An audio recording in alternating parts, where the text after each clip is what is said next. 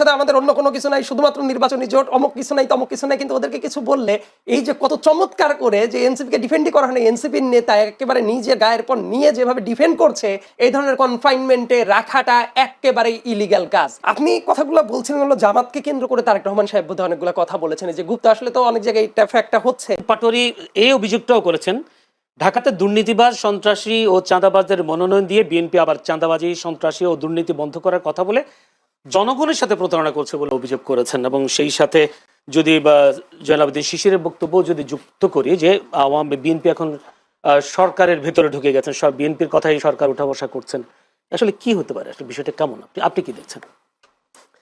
মানুষ তো মুখ দিয়ে অনেক কিছুই বলতে পারে, সো আমাদের কাজ হলো যে সেই ব্যাপারটাকে কে কিভাবে বলছে সেই প্যাটার্নটার প্রতি আমার প্রত্যেকেরই বাক স্বাধীনতার প্রতি আমার রেসপেক্ট আছে, রাইট? এটাই বাক স্বাধীনতার চূড়ান্ত এক্সপ্রেশন, এবং আমার কাছে মনে হয় যে এই বাক স্বাধীনতা টুকটাক থাকা উচিত পলিটিক্সে।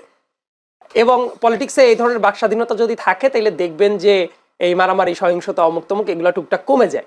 এবং একই সাথে ওই রাজনীতিবিদদের নিজস্ব ওয়েট বলতে কিছু কথা আছে, বুঝছেন?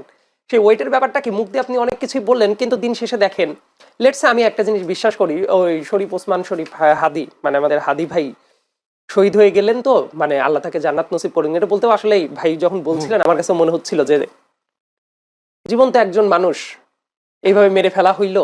দেখেন ইলেকশনটা হয়ে যাচ্ছে, কিন্তু আজ অবধি মানে বিচারের কোনো প্রক্রিয়ার সেটা আসলে শুরু হলো না। এটা খুবই দুর্ভাগ্যজনক। এটা তো আসলে ইরেসপেক্টিভ অফ পলিটিক্যাল বায়াসনেস সবকিছুর ঊর্ধ্বে উঠে এই ব্যাপারগুলা বিচার বিবেচনা করা উচিত। তো আল্লাহ তাকে জান্নাত নসিব করুক, আর এই শাস্তিটাও যাতে নিশ্চিত হয় সেই জন্য আমাদের ক্রমাগত কথা বলে যাওয়াটা উচিত।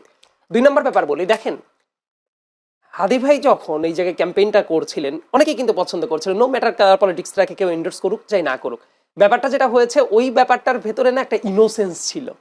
কিন্তু ওই জায়গায় যখন আপনি জাস্ট পাশাপাশি রেখে চিন্তা করেন, এই ব্যাপারটা তো আমরা বলছি, এটা যারা দেখবে নিশ্চয়ই তাদের বিবেচনা করতে পারবে, জাস্ট হাদি আর এক পাশে হইল আমাদের নাসিরউদ্দিন পাটোয়ারি, দুইজনের কথাবার্তা, জেস্টার বসচার, কাজ কারবার যা যা করছে, এটা করার পরে মানুষের বিচার বিবেচনা করে নিতে পারবে যে ও ওয়েট আসলে কমে নাকি বাড়ে। আমি বলছি না যে দুইজন ব্যক্তি কখনোই এক হওয়াটা সম্ভব না, কিন্তু ওই যে কম্প্যারিজনের জায়গাটাতে আমি একটু নিয়ে গেলাম।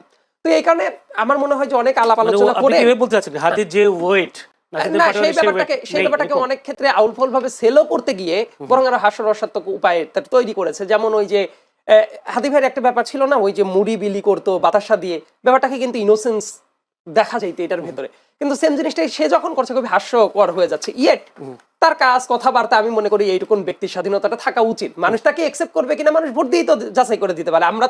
আমরা যদি বলো এটা করলো ওরে পুঁতে ফেলতে হবে, ওকে অমক করতে হবে তমক করতে হবে, না, এটা গণতান্ত্রিক চর্চা না। গণতান্ত্রিক চর্চাটা হলে এটা যে আমার একজনের কথা যদি অপছন্দ হয়, সে যদি আপনার ব্যক্তিগত কোনো ক্ষতি টতি না করে ফেলে, ক্রাইম না করে ফেলে, তাহলে সে বলতে থাক না।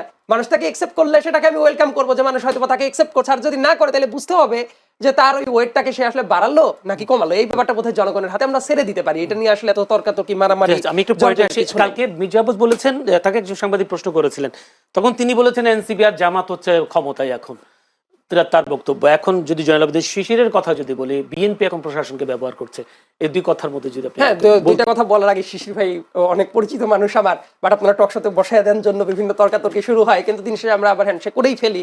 ব্যাপারটা হলো কি চমৎকার করে ওই যে বলছিলেন যে এটা ঝামেলা এটা ঝামেলা, একটা ইন্টারেস্টিং ব্যাপার আমি খেয়াল করলাম।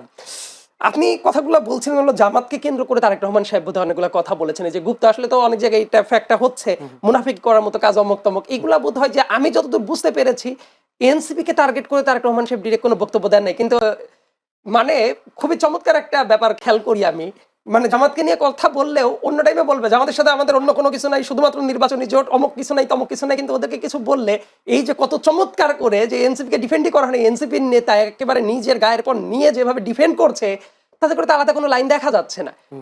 আমি মনে করি যে প্রত্যেকটা রাজনৈতিক দলেরই এই গভর্নমেন্টে বিভিন্ন জায়গায় বিভিন্ন অ্যাক্সেস আছে। আমি যদি বলি যে অন্য রাজনৈতিক দলের অ্যাক্সেস আছে বিএনপির নাই, এটা যেমন কথাটা ঠিক হবে না, আবার বিএনপির আছে অন্য দলের নাই, এই কথাটা বললে এটাও ঠিক হবে না। প্রত্যেকেরই অ্যাক্সেস বিভিন্ন জায়গায় আছে, এইটা হলো সত্য কথাটা। এই সত্য কথাটা কেউ হয়তো বা স্বীকার করে না। আমি তো বললাম আমি মনে করি যে প্রত্যেকটা রাজনৈতিক দলেরই অ্যাক্সেসটা আছে। যেমন একটা উদাহরণের কথা বললাম, আমি আরেকটা উদাহরণের কথা বলি, ওই যে হ্যাক নামের যে কিছু কাহিনী, বা এটা কিন্তু পেঁচাইতে পেঁচাইতে অনেক দূর চলে গেছে। দেখবেন রাষ্ট্রপতির ওই জায়গা থেকে একজনকে অ্যারেস্ট করে নিয়ে আসা হইলো, রাইট? এবং সেটার ব্যাখ্যা কিন্তু ডিবি দিতে গিয়ে দ্বিধা বিভক্ত হয়ে যাচ্ছে বারবার করে। ওইটা নিয়ে কিন্তু গতকাল বহু নাটক মঞ্চায়ন হয়ে গেছে এবং তাকে অনেকটা টাইম অ্যারেস্ট না করে যেভাবে আটকে রাখা হয়েছিল, এই ধরনের কনফাইনমেন্টে রাখাটা একেবারেই ইলিগ্যাল কাজ। মানে এটা যেটা কেন ওই যে বলবো- ডিবি কেন হারুনের বলবো কথা যে বলবেন? বললেন, আমি বলি যে আপনার নামে যদি ফিক্স মামলার পরে প্রমাণ ওইরকম থাকে নিয়ে আসতে পারেন, কিন্তু তাকে ধরে আনার সাথে সাথে কিন্তু বলে না যে এই মামলা এইভাবে অ্যারেস্ট করে নিয়ে আসা হলো। নিয়ে আসা হয়েছে অনেক ঘন্টা পরে, তারপর বলা হয়েছে এই যে আজকে জামিন পেয়েছে কিছুক্ষণ আগে, কিন্তু যে কারণে অনেকক্ষণ ধরে এই কনফাইনমেন্টে নিয়ে যাওয়া হইলো, দিস ইজ ইলিগাল থিং। এবং এইটা নিশ্চয়ই একটা রাজনৈতিক দলের প্রভাব বলয় ছাড়া কি এটা সম্ভব হয়েছে?